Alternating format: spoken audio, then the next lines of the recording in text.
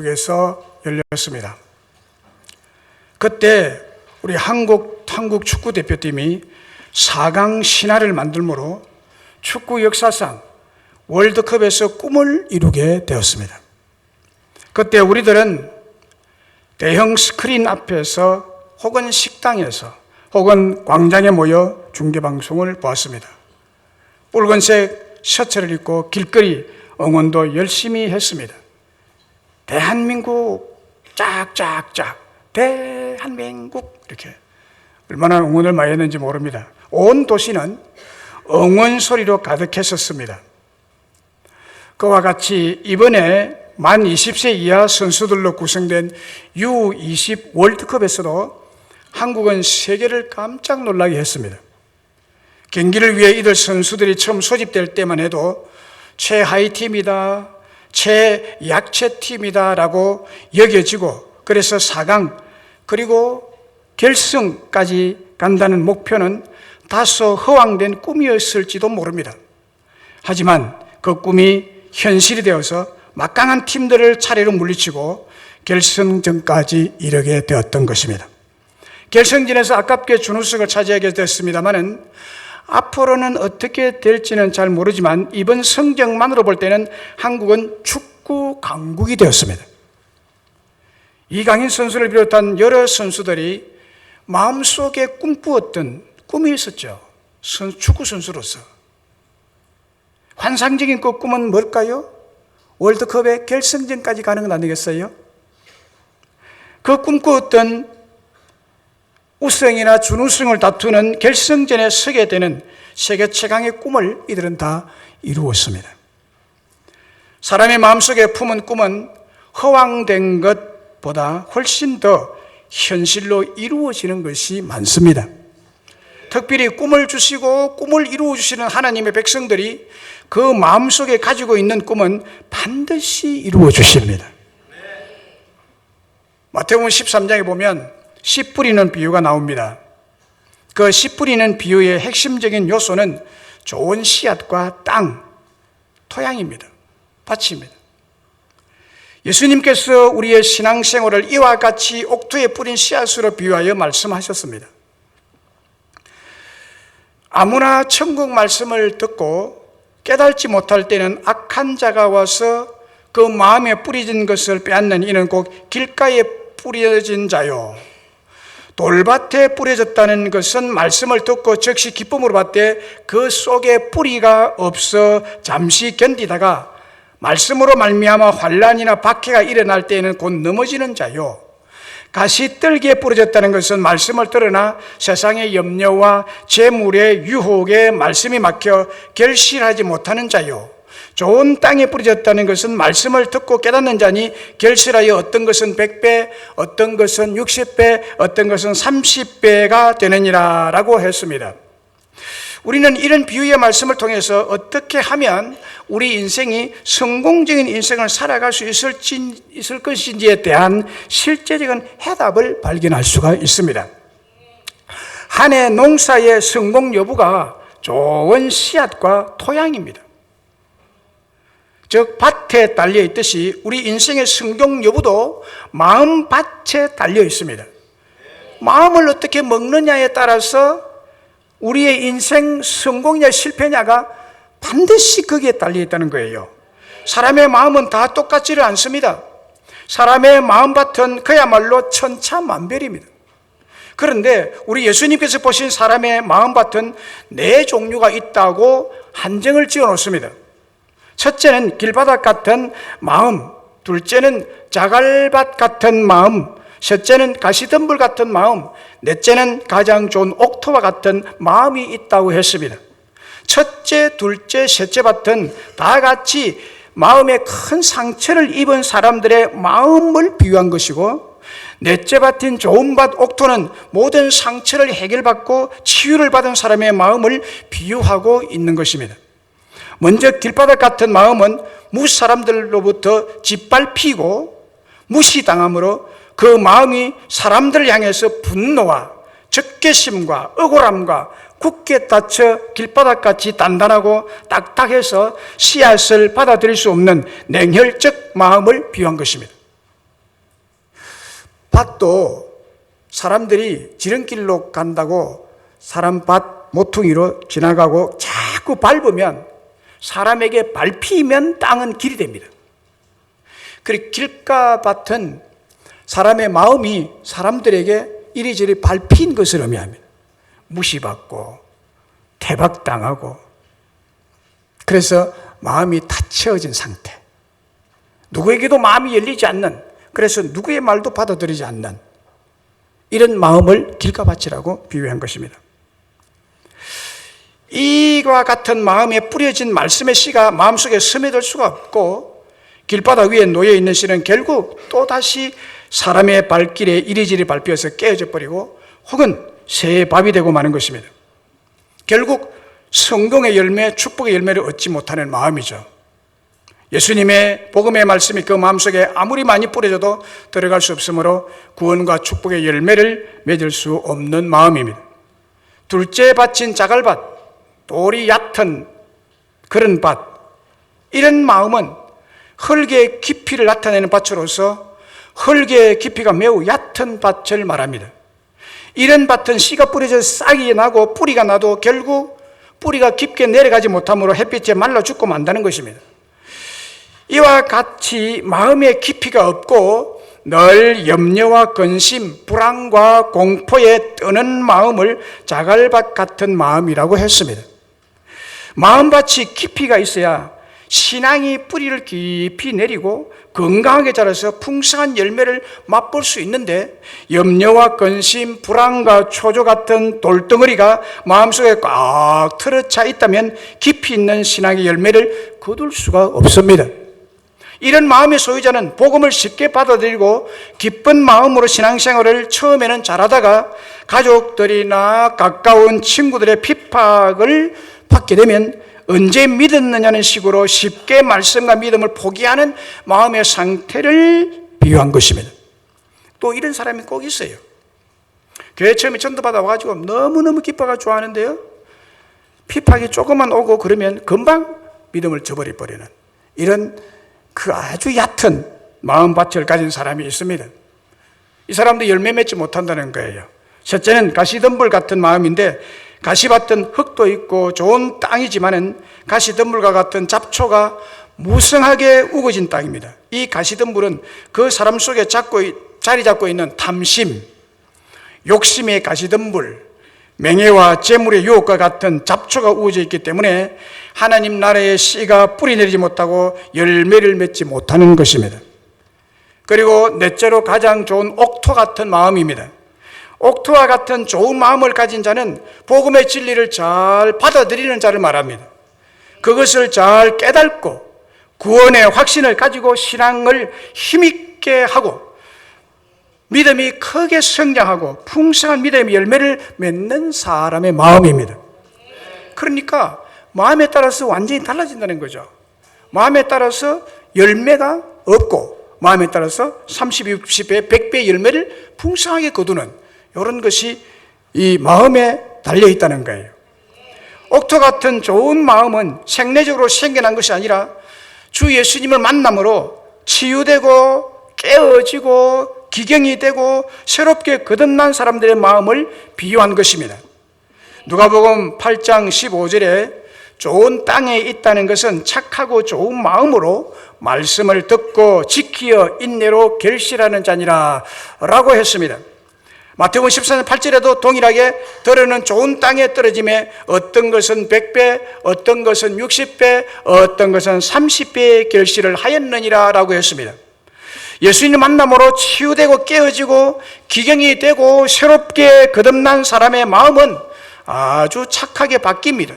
좋은 마음씨로 바뀌게 되어서 하나님의 말씀을 듣고 그것을 순종해야 되는 말씀이다 라고 여기고 받아들입니다. 그리고 그것을 지키고 인내함으로써 30배, 60배, 100배로 풍성한 복을 누리게 되는 것입니다.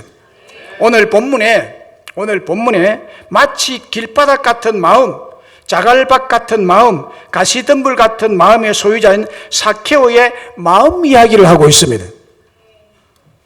오늘 본문은 사케오의 마음 이야기입니다. 사케오의 마음은 길바닥 같고 자갈밭 같고 가시덤불 같은 마음이었지만은 그 마음 속에 소원을 가지고 있었습니다. 꿈을 가지고 있었습니다.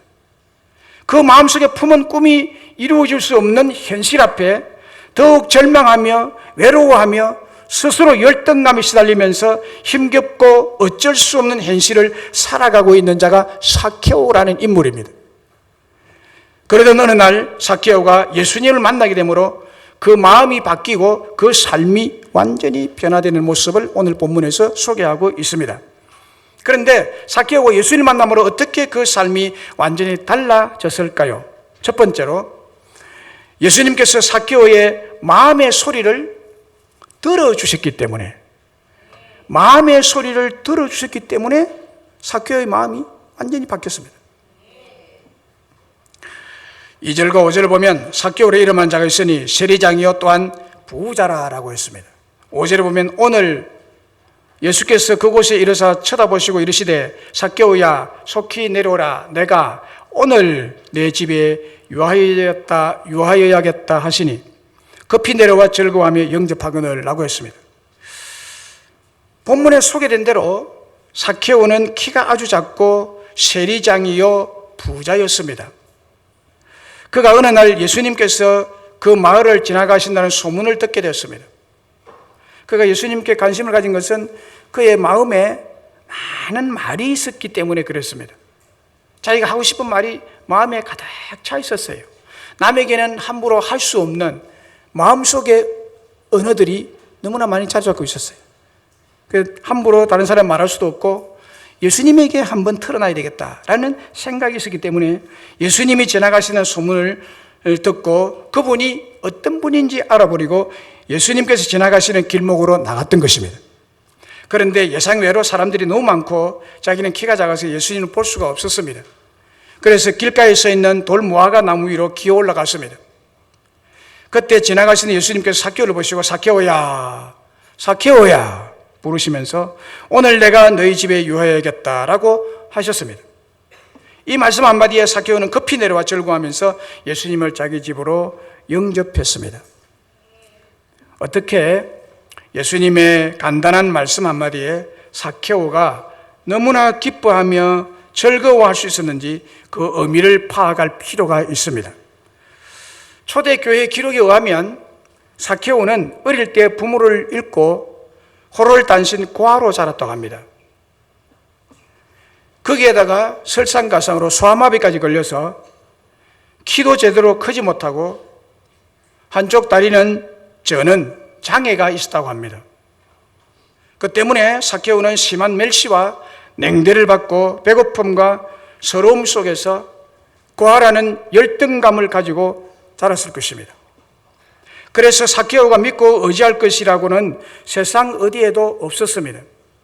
그래서 오직 돈이 있어야 행복하게 살 수 있다는 생각이 그의 마음에 꿈으로 자리 잡고 간절한 소원이 되므로 돈을 버는 일에 혈안이 되어버렸습니다. 그로 인해서 동족들이 멸시하는 세리라는 직업을 선택하게 되었을 것입니다. 그게 가장 큰 돈을 한꺼번에 손에 거머쥐울 수 있었으니까. 그리고 사케오는 세리장이요 부자라고 합니다.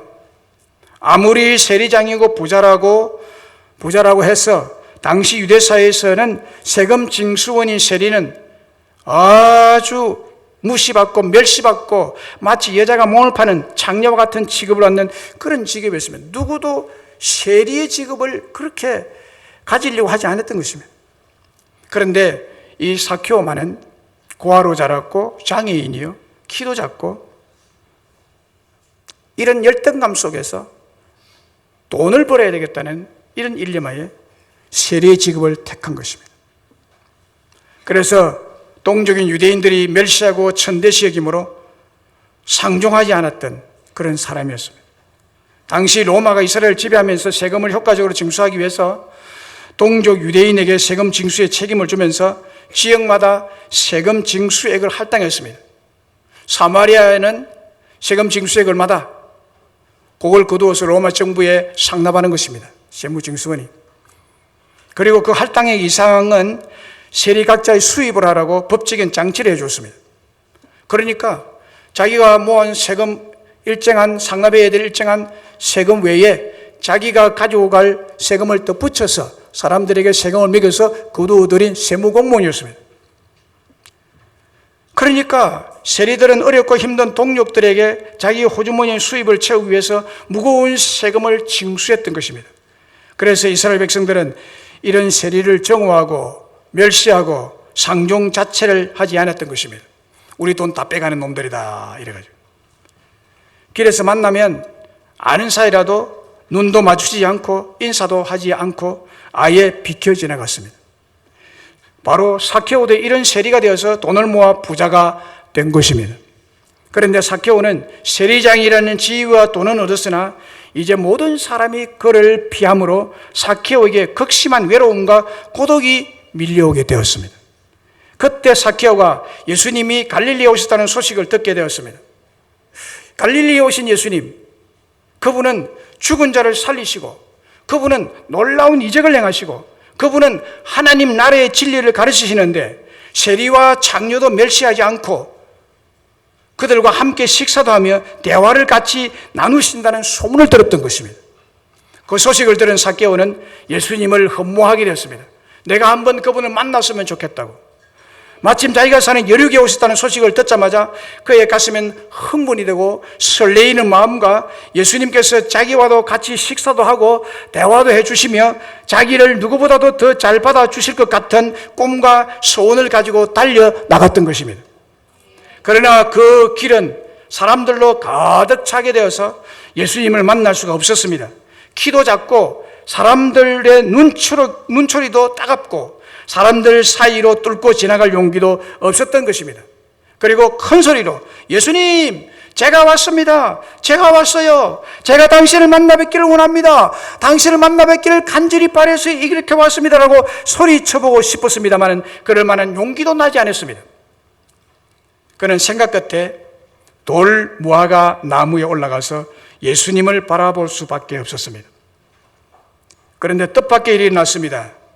지나가시던 예수님이 돌 무화과 나무 위에 앉아있던 삭개오를 올라다 보시면서 삭개오야, 속히 내려오라. 내가 오늘 네 집에 유하여야겠다라고 말씀을 주셨습니다. 삭개오는 이 말씀을 듣자마자 기쁨과 감격으로 가슴이 터져 나갈 것 같았습니다. 급히 내려와 즐거워하며 예수님을 영접하여 자기 집으로 모셔들었습니다. 예수님이 삭개오 집에서 오래 머물지 않았습니다. 1박 2일 머무셨습니다. 테레비 1박 2일은 성경에서 나온 것입니다. 오랫동안 자신을 아는 자들조차도 자기 이름 한 번도 다정에 불러준 사람이 없었는데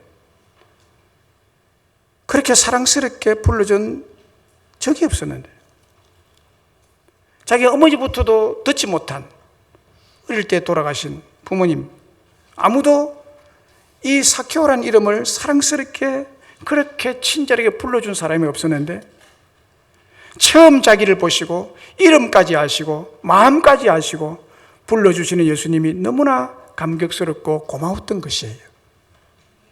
지금 삭개오는 예수님 처음 봅니다. 예수님도 삭개오를 처음 봅니다. 그리고 옆에 가서 제 이름이 삭개오이라고 말하지 않았습니다. 돌 무화과 나무 위에 올라가 있습니다. 예수님은 저 밑에 있습니다. 그러면 예수님은 삭개오의 이름을 바로 알고 삭개오야 불렀습니다. 아무도 불러주지 않은, 상대를 하지 않는 사람입니다. 삭개오야 속히 내려오라. 내가 오늘 네 집에 유하여야겠다 하신 말씀 속에 삭개오의 겉모습만 보신 것이 아니라 삭개오의 인생 속에 있는 그 처절한 외로움과 열등감의 하소연 소리를 들으셨던 것입니다. 멸시천대로 인한 마음속의 울부짖음의 그 소리를 우리 예수님이 들으신 것입니다. 삭개오의 그 마음속에 울부짖는 소리, 그 외로움의 소리, 그 간절한 꿈이 이루어지면 좋겠다는 그 소리를 우리 예수님이 들으셨습니다. 뿐만 아니라 세상 사람들보다 따돌림 받는 사랑받지 못한 사랑의 갈증에 한 맺힌 마음의 소리를 들으신 것입니다. 삭개오가 다른 사람들처럼 소리쳐 예수님을 부르지는 못했지만 수많은 군중 속에서 외로움과 울분으로 인한 무언의 부르짖음, 외로움의 소리, 마음속 깊은 곳에서 외치는 소리를 우리 주님이 들으셨던 것입니다. 역대상 28장 9절에 내 아들 솔로몬아, 여호와께서 모든 마음을 감찰하사 모든 의도를 아시나니 네가 만일 그를 찾으면 만날 것이요 라고 했습니다. 여기 보면 여호와께서는 모든 사람의 마음을 감찰하시고 그 의도를 아신다고 합니다. 우리 하나님은요, 마음속에 숨겨놓은 말을 들으시는 분이세요. 절규를 들으시는 분이세요. 마음의 소리를 들으시는 분이에요. 시편 139편 1절로 4절에 보면 여호와여 주께서 나를 살펴보셨으므로 나를 아시나이다. 주께서 나의 앉고 일었음을 아시고 멀리서도 나의 생각을 밝히 아시오며 나의 모든 길과 내가 눕는 것을 살펴보셨으므로 나의 모든 행위를 익히 아시오니 여호와여 내 혀의 말을 알지 못하는 것이 하나도 없나이다. 다 안다고. 내 혀의 말을 다 아신다고. 내 마음속의 생각까지 다 아시고 내 속에서 일어나는, 내 속으로 속삭거리는 내 혼잣말을 하는 것도 하나님이 다 들으시고 아신다는 거예요. 마가복음 5장에 보면 12년간 혈류병을 앓았던 여인의 이야기가 나옵니다. 그 여인은 12년 동안이나 혈류병, 즉 피를 쏟는 병을 앓았기 때문에 모든 재산과 기력을 다 상실해 버렸습니다. 세상에서 모든 희망을 잃어버린 상태에서도 이 여인은 예수님을 만나면 나올 수 있다는 한 가닥 마음의 소원과 꿈을 안고 많은 무리 속에 쌓여있는 예수님에게로 다가가게 되었습니다. 그래서 가만히 예수님의 옷자락에 손을 살짝 댔습니다. 그때 이 여인은 그의 마음속으로 이렇게 외쳤습니다. 그의 마음속으로 외친 이 여인의 외침을 들어보세요. 이는 내가 그의 옷에만 손을 대어도 구원을 받으리라. 이 마음의 소리가 있었어요. 이 마음의 부르짖음이 있었다고요. 내가 그의 옷에만 손을 대어도 구원을 받겠구나 라는 마음의 소리. 예수님은 이 여인의 마음의 소리를 들으셨던 것입니다. 그래서 예수님이 치료해 주셨죠. 옷에 손 댔지만 예수님은 옷에 여인이 손을 대는 순간에 자기에게 능력이 빠져나가는 것을 알았습니다. 그래서 누가 내 옷에 손을 대었느냐라고 물으셨죠. 예수님은 혈루증 앓고 있는 여인의 마음속의 부르짖음의 소리를 들으시고 치유를 해주신 것입니다. 그렇습니다. 우리 예수님은 우리 인생의 작은 소리도 들으시는 분이십니다. 수많은 군중 속에서도 한 사람의 무언의 고통 소리, 마음속의 울부짖음의 소리를 다 들으시는 분이세요. 세상은 나의 신음소리, 고통의 소리, 고독의 소리, 하소연의 소리를 듣지도 못하고 들어주지도 않습니다. 그러나 우리 예수님은 지금도 우리 곁에 계시며 함께 계시며 우리의 마음의 소리를 들으시고 계십니다. 프랑스의 영성 작가인 장 니콜라 그로우는 이렇게 말했습니다. 하나님께서 귀를 기울이시는 것은 바로 마음의 소리이며 하나님께서 응답하시는 것도 마음이다라고 했습니다. 하나님이 어디에 귀를 기울이시는가 하면 우리의 마음의 소리에 귀를 기울입니다. 가슴에 귀를 대고 마치 의사가 청진기를 대듯이 하나님의 귀는 우리 마음에 귀를 대고 계십니다. 그리고 응답하실 때 우리 마음에 응답하시는 분이시다. 맞는 말이에요. 그리고 찰스 스펄전 목사님은 이렇게 말했습니다. 때때로 하나님은 우리가 말로 하는 소리보다도 우리의 몸에서 흘러나오는 소리, 눈물에서 나오는 소리를 더 잘 들으신다라고 했습니다. 눈물에서 나오는 소리. 눈물도 여러 종류가 있잖아요. 그 눈물에 소리가 있다는 거예요. 우리 하나님은 말을 안 해도 눈물 방울만 보아도 그 사람의 마음의 소리를 들으시는 분이라는 거예요. 그 애절한 소리, 그 슬픔의 소리를. 우리 주님은 특별히 바디 랭귀지를 잘 들으시는 분이라는 얘기죠. 시편 19편 14절에 나의 반석이시여 나의 구속자이신 여호와여 내 입의 말과 마음의 묵상이 주 앞에 연락되기를 원하나이다. 이게 보면 마음의 묵상, 마음의 말을,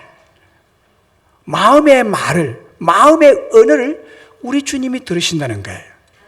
할렐루야. 어떤 때는요, 내 마음에 내가 이러면 좋겠다라는 그런 어떤 묵상을 하면 기도로 나가기 전 단계의 마음속에 일어나는 말을 하나님이 다 들으시더라고요. 기도도 하기 전에 이러면 좋겠다라고 마음에 묵상하고 떠오르는데 벌써 하나님이 이루어 주시더라고요. 기도도 하기 전에 하나님은 내 소리를 들으시고 응답하시는 하나님이십니다. 삭개오가 예수님을 만남으로 어떻게 그 삶이 변화되었을까요? 두 번째는 예수님께서 삭개오의 마음의 꿈을 바꾸어 주셨기 때문입니다. 마음의 꿈을 바꾸어 주셨어요.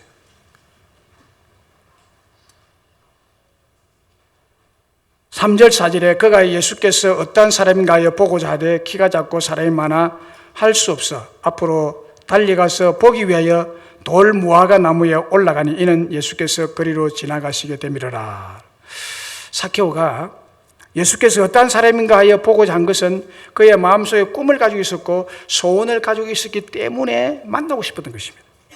그리고 그 소원과 꿈을 이루어 주시고 들어주시는 분이신지를 알아보고 싶었던 것입니다.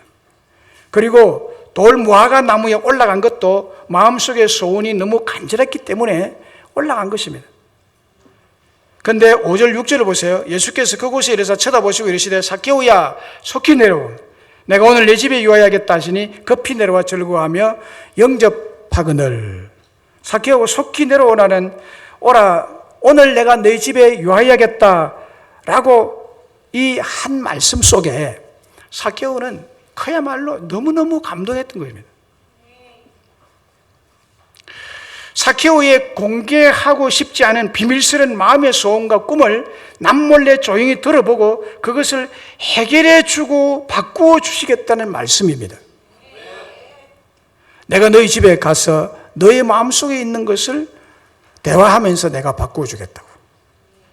우리 주님은요, 우리의 잘못된 비전이나 꿈이나 소망을 바꾸어 주십니다. 바꾸어서 역사하십니다. 바꾸어서 역사하십니다. 삭개오의 마음은 길바닥 같고 자갈밭 같고 가시덤불 같은 마음에 잘못된 소원과 꿈이 자리 잡고 있었죠. 돈을 모아야 행복하다라고 해서 돈에 혈안이 된 세무공무원이었습니다. 그는 세무공무원이 되고 세리장이 되는 것이 그의 최대의 꿈이었습니다. 그것이 그의 행복을 주는 꿈이라고 생각했습니다. 그런데 이것은 잘못된 꿈이었죠. 그런데 하룻밤 예수님께서 삭개오와 여러 대화를 통해서 그의 마음의 밭을 옥토로 바꾸시고 그 옥토에 걸맞는 꿈도 바꾸어 주셨습니다. 우리 예수님은 우리 마음속에 잘못된 소원과 꿈을 바꾸어 주시고 그리고 이루어 주시는 분이십니다. 여러분, 마음이 바뀌면 꿈이 바뀌고 꿈이 바뀌면 인생이 바뀝니다. 그래서 예수님은 꿈을 바꾸어 인생을 바꾸시는 분이세요. 삭개오가 어떻게 바뀌었는지 보세요. 8절에 삭개오가 서서 주께 여짜오되 주여 보시옵소서 내 소유의 절반을 가난한 자들에게 주겠사오며 만일 누구의 것을 속여 빼앗은 일이 있으면 내 갑절이나 갚겠나이다. 이거는 삭개오요 완전히 180도 그야말로 속된 말로 하면 삭개오의 마음이 완전히 뒤집어져 버린 것입니다. 그렇게 돈을 모으기를 혈안이 되었던 자기 동족에게 과도한 세금을 매겨서 나머지 남는 돈은 자기 소유로 챙겼던 이 욕심쟁이 삭개오가 자기 소유의 절반을 떼서 가난한 사람들에게 주겠다는 이 말을 어디에 한단 말입니까? 이런 비전의 사람, 이런 꿈의 사람으로 바뀌어버린 것입니다. 마음이 바뀌니까 꿈이 바뀌고, 꿈이 바뀌니까 인생이 바뀌어버린 것입니다. 그리고 누구의 것을 속여 빼앗은 일이 있으면 4배로 내가 다 갚아주겠다고. 그건 그냥 1대1로 갚아주는 것이 아니라 4배를 얹어서 더 갚아주겠다고, 이렇게 삭개오의 마음이 바뀐 것입니다. 삭개오를 바꾸게 한 것은 우리 주님이 그 마음을 바꾸신 것이기 때문입니다. 예수님 만나기 이전에 삭개오는 부정축제로 부자가 되었지만 그것이 그의 꿈이었고 소원이었지만 이제 그 꿈이 바뀌어졌습니다. 이제 그의 꿈은 자기 소유의 절반을 가난한 사람에게 나누어 주겠다는 이런 놀라운 사랑으로 바뀌었고, 누구 것을 속여서 착취했다면 4배로 갚아주겠다는 이런 삭개오의 귀하고 선하고 아름다운 소원과 꿈이 된 것입니다. 주 예수님은 삭개오의 꿈을 고치시고 바꾸어서 정말 행복하고 보람되고 가치 있는 인생이 되게 하셨습니다. 사랑하는 여러분, 예수님은 우리에게 새로운 꿈을 주시는 분이십니다. 삭개오와 같은 잘못된 꿈을 가졌을지라도 새로운 꿈으로 바꾸어 주시고 고쳐 주셔서 새로운 인생을 살아가도록 인생을 행복하게 변화시켜 주실 줄로 믿습니다. 사무엘상 20장 4절에 요나단이 다윗에게 이르되 네 마음의 소원이 무엇이든지 내가 너를 위하여 그것을 이루리라 라고 했습니다. 네 마음의 소원이 무엇이냐? 왕자인 요나단이 그의 절친인 다윗에게 한 말입니다. 네 마음의 소원이 무엇이든지 내가 너를 위하여 그것을 이루리라.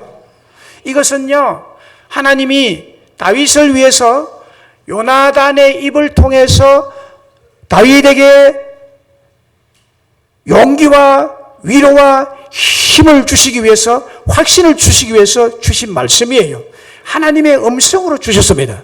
요나단의 입을 통해서 다윗에게 하나님의 음성으로 주었는데 네 마음의 소원이 무엇이든지 너를 위하여 내가 이루어 주겠다. 할렐루야. 시편 37편 4절에 또 여호와를 기뻐하라. 그가 네 마음의 소원을 네게 이루어 주시리로다. 하나님은요, 우리 마음의 소원을 이루어 주시는 분이세요. 마음의 소망을 이루어 주시는 분이에요. 마음에 깝깝하게, 아까 우리가 찬송을 부를 때 안개 속에서 주님을 본다고 했는데 마음에 안개가 낀 것처럼 깝깝하고 어디가 길인지, 어디 무슨 방법이 있는지 없는지 도저히 사방 분별이 안 되는 상황 속에서 주님을 바라볼 때 우리 주님은 내 마음에 있는 소원을, 그 간절한 소망을, 그 꿈을 이루어 주시는 분이시라는 거예요. 사도행전 16장에 보면 사도 바울이 환상을 보게 되는데 성령님께서 아시아에서 이제 그만 전도하고 유럽으로 가거라. 아시아에 복음 전하는 것을 성령님 막으셨습니다. 그만해라. 그리고 유럽으로 건너가겠습니다. 유럽으로 그래서 건너갔습니다. 건너간 지역이 마케도니아 지역 빌립보 지방에 갔습니다. 거기 가니까 완전히 복음의 불모지였습니다. 아무도 복음을 아는 사람이 없었습니다. 그러니까 영적인 바울의 마음에는 깝깝했어요. 너무나 답답하고 깝깝하고. 그래서 기도를 할 수가 없었어요. 기도할 수 있는 좋은 기도처가 없을까? 이래서 기도처를 찾아서 이제 하루는 나가서 강가로 갔는데 강가에 가니까 여자 대여섯 명이 모여 있었습니다. 여자 대여섯 명이 모여서 뭐 이런 얘기를 하고 있는데 바울이 거기 가서 여자들에게 복음을 전했습니다. 그때 루디아라고 하는 자주장사, 옷감을 파는 여자가 하나님을 거기에 알고 있었는데 바울이 전하는 복음과 자기가 알고 있는 하나님과 매치가 되어가지고 그가 복음을 받으렸네. 그때 루디아의 마음을 하나님께서 열어주셨다고 했습니다. 마음을 열어주시고 바울이 가서 복음을 전해요. 바울이 왜 기도처를 찾았으면 좋겠다는 마음의 소원을 가져놓은가 하면 그곳에서 복음을 전해서 빌립보 교회를 세우기를 원했거든요. 그의 마음속에 교회를 세워야 되겠다는 마음의 소망을 가지고 있었습니다. 그런데 하나님이 기도처를 찾아가는 발걸음 그 앞에 빌립보교의 첫 성도 루디아를 예비해 놓으시고 바울의 그 작은 소망을 이루어 주신 기사가 사도행전 16장에 나타나 있습니다. 우리가 마음에 어떤 경우에는 급하게 어떤 마음의 소원이 생겨나는데 하나님은 그것을 아시고 이루어 주시는 분이십니다. 1940년대 에드먼드 힐러리라는 뉴질랜드 청년이 있었습니다. 이 사람은 산을 타기를 굉장히 좋아하는 청년입니다. 20대 청년인데 그가 20대 초반에 세계에서 가장 높은 산인 에베레스트 산 정복에 나섰다가 여지없이 실패하고 말았습니다. 자기는 아주 왕성한 힘을 가지고 어떤 산이라도 정복하겠다고 나섰는데 실패하고 말았습니다. 너무나 실망하고 좌절하고 절망이 몰려왔습니다. 그가 내려오는 길에 하나님께 기도했습니다. 그때 주님께서 주시는 마음이 있었답니다. 너는 한 번의 실패를 그렇게 두려워하고 좌절하고 절망하느냐? 너의 마음의 밭이 길바닥 같고 돌밭 같고 가시덤불 같구나. 네 마음을 바꾸고 네 꿈을 바꾸어 꾸어라 라는 음성이 들렸다. 그리고는 그는 내려오면서 이렇게 크게 외쳤답니다. 산아, 너는 잘하지 못한다. 그러나 나는 잘할 것이다. 나의 기술도, 나의 힘도, 나의 경험도, 나의 장비도 자라날 것이다. 나는 다시 돌아온다. 그리고 기어이 네 정상에 설 것이다. 라고 외쳤습니다. 실패로 인한 좌절과 절망과 두려워하는 마음을 하나님께서 고쳐주시고 치료해 주시고 변화시켜 주셔서 꿈도 바뀌고 소원도 바뀌고 그래서 다시 가게 됐습니다. 그로부터 10년 후인 1953년 5월 29일 그는 다른 산악인 2명과 함께 역사상 처음으로 에베레스트 산 정상을 그의 마음의 꿈과 소원대로 최초로 정복하게 됐습니다. 소원을 이루어주신 하나님이시라. 내 마음에 불가능한 것 같을지라도 하나님을 바라보며 하나님을 신뢰하고 내 마음의 소망을 품고 소원을 품는다면 하나님이 그 꿈을 이루어 주시는 분이십니다.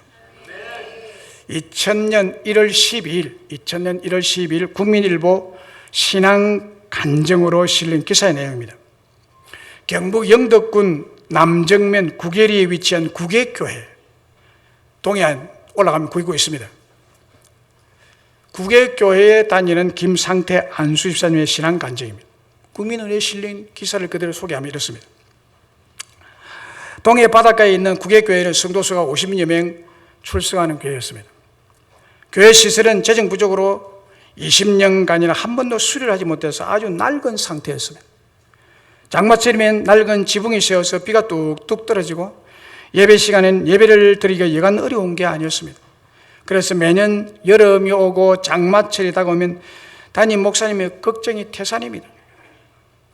주일날 비 오지 않기를 기도했는데 주일날 비도 오고 물이 뚝뚝 떨어지는 과정에서 예배를 드려야 했기 때문입니다. 어느 날 이 사실을 알게 된 김상태 집사님이 그동안 자신이 가지고 있던 소박한 업으로서의 그 돈을 버는 꿈을 접고 제가 열심히 일해서 축복을 받으면 가장 먼저 교회당부터 수리하겠습니다라고 새로운 마음의 소원과 꿈을 목사님에게 고백했습니다. 담임 목사님께서 말만 들어도 고맙다 집사님 라고 하면서 집사님의 마음의 소원과 꿈을 이루어 주도록 축복의 안수기도를 해 주었습니다. 그리고 나서 다음날 김 집사님은 자신이 운영하고 있는 의장에 건물을 여느 때처럼 쭉 쳤습니다. 평소 김 집사님의 의장은 실적이 그리 좋지 않았다고 합니다. 왜냐하면 김 집사님의 의장을 중심으로 좌우편에 다른 의장막, 큰 의장막이 자리 잡고 있었기 때문에 고깃대가 가운데는 잘 안 들어오고 가쪽으로 다 몰려서 들어간답니다. 그래서 실태가 잘 안 좋았대요. 그런데 다음날 의장 중앙에 설치한 김 집사님의 건물에 엄청난 방어대가 그쪽으로 서로시 몰려 들어갔다며. 참 이상하죠? 양쪽 좌우편에 있는 다른 사람의 의장 건물망에는 이 방어대가 한 마리도 안 들어, 한 마리도 걸리지 않는데 이 김 집사님의 건물에만 방어대 수천 마리가 걸려들어요. 가득 방어 요만하거든요. 방어공이는 부위별로 떠줍니다. 유명한 횟집에 가면 제가 그 부위별로 떠주는 회를 한번 먹어봤어요. 보통 좋은 회가 아닙니다. 네. 방어회 최고급입니다. 이 방어떼가 수천 마리가 한꺼번에 이 집사님의 그 그물 속으로 들어간 거예요. 당일 건져 올린 방어떼를 이렇게 수입 공판장에 4억 원의 수입을 올렸습니다. 하룻밤 사이에 4억 원이라는 수입을 올리게 됐습니다. 온 동네 사람들은 풍어제를 지내고 구판을 벌이지만은 이 집사님은 하나님 믿는 집사님 때문에 그저 하나님께 주신 꿈과 소원을 목사님께 고백하고, 목사님 고백하면서 뭐 하나님 고백한 거죠. 그물을 쳤을 뿐인데 하나님께서 고깃대를 한꺼번에 다 몰아서 그 집사님의 그물로 순적히 들어가도 한 것입니다. 할렐루야. 고깃대의 흐름도 여러분 하나님이 주관하십니다. 이 집사님이 이 고깃대 잡아가지고 내 돈벌이 해야지 이런 소망을 가지고 있었는데, 이것을 접고 내 고깃대 잡아서 돈이 되면 예배당부터 먼저 수리하겠다. 이 꿈의 수정을 통해서 하나님이 그에게 꿈을 이루어 주신 것입니다.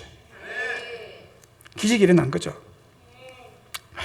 그런데 그야말로 베드로의 그 만선의 기적을 이 집사님이 이제 경험을 했습니다. 그런데 이런 일이 있고 난 다음에 또 며칠 있다가 또 기적이 일어났습니다. 시가 5천만 원이 넘는 대형 밍크 고래가, 그 다음에 이제 방어가 들어오더니 밍크 고래가 이 집사님의 건물에 들어왔습니다. 동해안 해안선을 따라서 의장 건물에 간혹 작은 돌고래는 걸리는 해도 밍크 고래가 걸리는 것은 매우 희귀한 일이라고 합니다.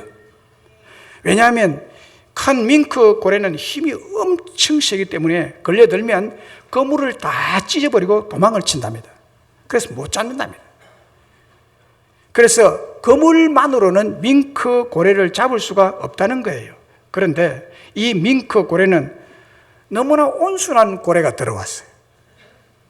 김 집사님의 그물을 끄는 대로 해변까지 순순히 따라오더래. 날 잡수시오 라는 식으로. 그래 또 기적을 경험한 거예요. 수천만 원을 또 한꺼번에 받아들였습니다. 김 집사님의 마음속에 비가 새는 하나님의 예배당부터 새롭게 수리하고 우리 성도들이 예배를 안전하게 드리도록 해야 되겠다고, 그런 꿈과 소원을 하나님이 고쳐주시고 그 꿈을 이루어 주신 줄로 믿습니다.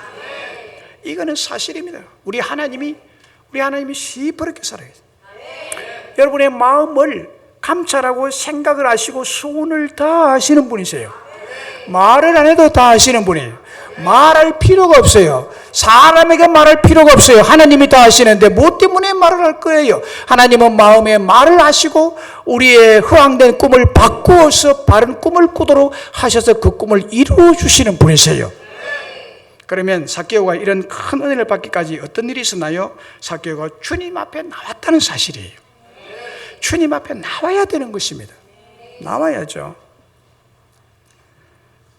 행동이 있어야 됩니다. 실천이 있어야 됩니다. 실천이 있어야 됩니다. 3절 4절에 그가 예수께서 어떠한 사람인가 하여 보고자 하되 키가 작고 사람이 많아 할 수 없어 앞으로 달려가서 보기 위하여 무화과 나무에 올라간 이는 예수께서 그리로 지나가시게 되미르라. 예수님은 삭개오가 사는 사마리아에 오셨고, 삭개오는 예수님을 만나기 위해서 사람들 앞으로 달려나갔습니다. 예수님이 오시고 내가 나가고, 예수님도 안 오는데 내가 나가면 안 되죠. 예수님이 오실 때 내가 나가야죠. 내가 나갔는데 예수님 안 계시면 말짱하죠. 저 강원도 말로 말짱 도루묵. 예수님이 오시고 나도 가고 그래 만날.